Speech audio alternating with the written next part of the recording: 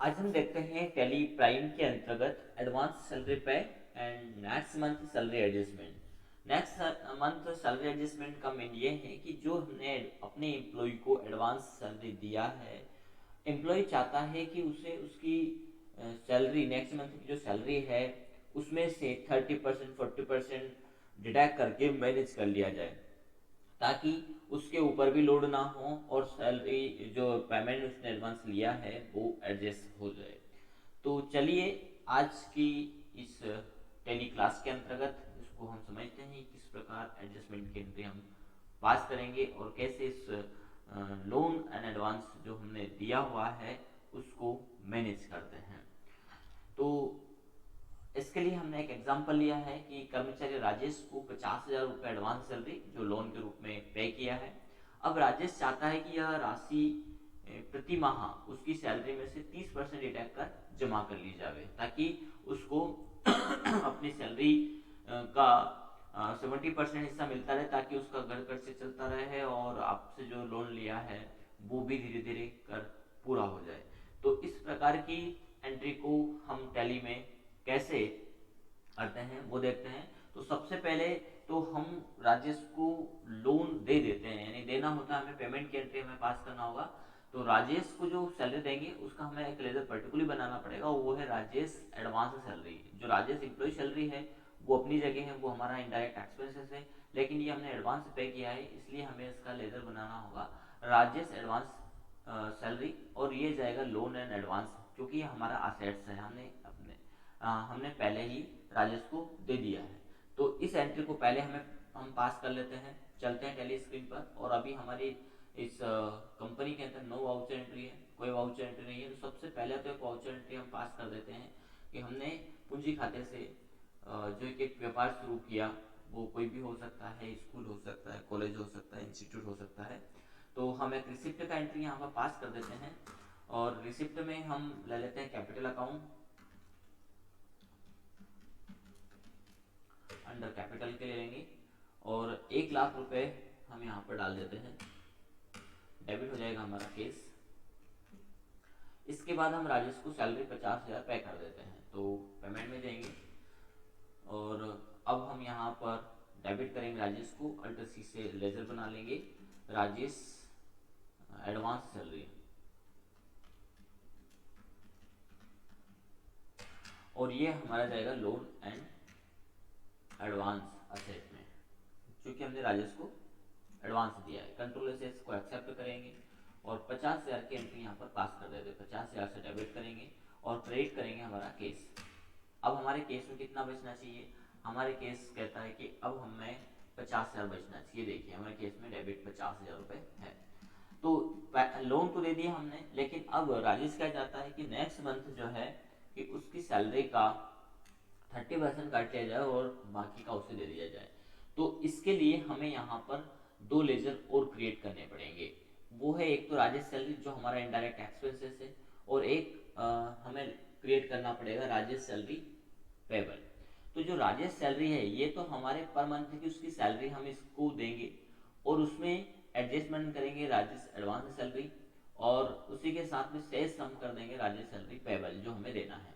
ठीक है, चलिए तो इस एंट्री को कैसे पास करना है? तो एक तो हमें पहले सबसे पहले लेजर पर ध्यान देना है कि हमें एक तो लेजर बनाना है राजेश सैलरी इनडायरेक्ट एक्सपेंसेस, और इस एंट्री को हम पास करेंगे पहले जनरल में एक एडजस्टमेंट एंट्री पास करेंगे, वाउचर में जाएंगे और यहाँ पर जनरल वाउचर में अब यहाँ पर डेबिट क्या होगा? तो डेबिट होगा राजेश एम्प्लॉय सैलरी। तो अल्ट सी से एक लेजर बना लेते हैं हम, राजेश ईएमपी सैलरी।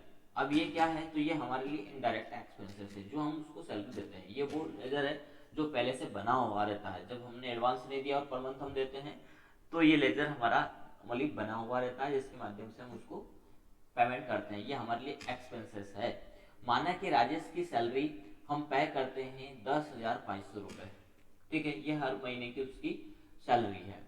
अब यहाँ पर हमें क्रेडिट करना है, और उस क्रेडिट में ये कहा गया कि राजेश ने जो एडवांस पेमेंट लिया है उसमें से 30% माइनस कर लिया जाए। तो इस सैलरी का यानी 10,500 का 30% जो एडवांस दिया उसमें जमा कर लिया जाए, उसका एडजस्टमेंट कर लिया जाए। तो यहाँ पर हम इसका कैलकुलेशन कर लेते हैं अल्ट सी से, 10,500 इंटू 30%, यानी 3,150 रुपये तो हमें अपने जो लोन दे रखा है उसमें से एडजस्ट कर लानी, उसमें जमा कर लाना। देखिए एडवांस, राजेश एडवांस सैलरी में 50,000 तक बचे हैं 46,850, क्योंकि 3,150 हमने इसमें जमा कर लिया। इसके बाद बाकी का जो बचा है वो हम राजेश को दे देंगे। तो अब जो बचा है वो हमारे लिए क्या है, पेएबल है, उसे हमें पेमेंट करना है। तो यहाँ पर अल्ट सी से राजेश सैलरी पेएबल का एक अकाउंट बना लेंगे ये, और ये क्या है, इनडायरेक्ट एक्सपेंसेस है।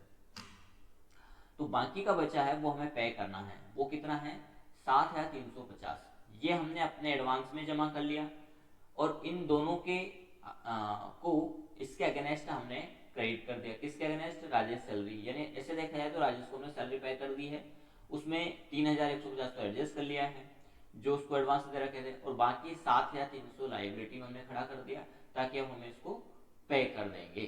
ठीक है, और कंट्रोल ए से इस एंट्री को हम एक्सेप्ट कर लेते हैं, जनरल का एंट्री पास हो गया। अब हमें क्या करना है, इसके बाद जो काम करना है वो करना है कि हमें जो बचा हुआ पेमेंट वो राजेश को पे कर देना है। पेमेंट में जाएंगे और यहाँ पर डेबिट करेंगे राजेश सैलरी पेबल।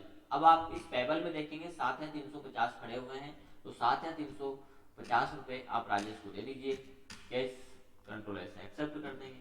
अब आप देखेंगे DAC से तो आपके पास 42,650 रुपये यहाँ पर बचे हैं। एंटर करेंगे तो यहाँ पर ये एंट्री दिखा देगा, क्योंकि हमने बाकी का एडवांस दिया था, और इसीलिए हमारे अकाउंट से 50,000 में से कितने माइनस होंगे, 7,350 ही माइनस होंगे। चाहें तो इसी प्रकार आप नेक्स्ट मंथ कर सकते हैं। एक और एंट्री पास, वाउचर में जाएंगे हम F7 जनरल एंट्री में, यहाँ पर डेट भी चेंज कर लेते हैं, 1 अप्रैल की जगह हम 1 मई कर लेते हैं। और यहाँ पर राजेश सैलरी एम्प्लॉय सैलरी लेंगे, कितना है 10,500 रुपये है। इसके बाद किसके अगेंस्ट में, तो एक तो हमने Rajesh advance salary, alt C से हम उसका 30% निकाल लेंगे, वही 3,150, या कैलकुलेशन कर लें, माना कि इस बार राजेश ने बोला कि 40% माइनस कर लीजिए, तो ऐसा भी कर सकते हैं, 40% आप ले लीजिए, 4,200 बाकी का उसको सैलरी में देना है, राजेश सैलरी पेबल में इसको हम खड़ा कर देंगे, ये हो गया। अब हम इसका एक वाउचर एंट्री कर देते हैं पेमेंट का, बाकी का जो बचा हुआ है, तो वो बचा है हमारा राजेश सैलरी पेबल में, कितना बचा है 6,300 रुपये, ये हो गया। केस पे कर देते हैं, अरे गलत हो गया, 6,300 रुपये,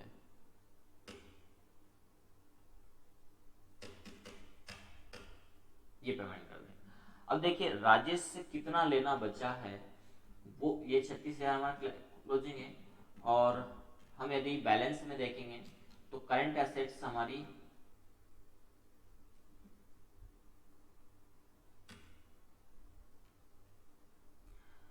जो लोन एंड एडवांस है उसमें बता देगा 42,600 बचे हुए हैं। बाकी ये कितना कितना दे दिया, तो एक बार में उन्होंने 3,150 दे दिया है, और एक बार में 4,200 दे दिया। नेक्स्ट मंथ का जैसे ही रिडक्शन होगा धीरे धीरे ये पैसा हमारे पास आता जाएगा, और राजेश की सैलरी भी पे होती जाएगी जो पेमेंट एक्सपेंसेस है। तो इस प्रकार से एडजस्टमेंट की एंट्री आप पास कर सकते हैं। तो हमारा ये वीडियो आज का आपको कैसा लगा, लाइक करिए, शेयर करिए, और चैनल को सब्सक्राइब करना ना भूलें।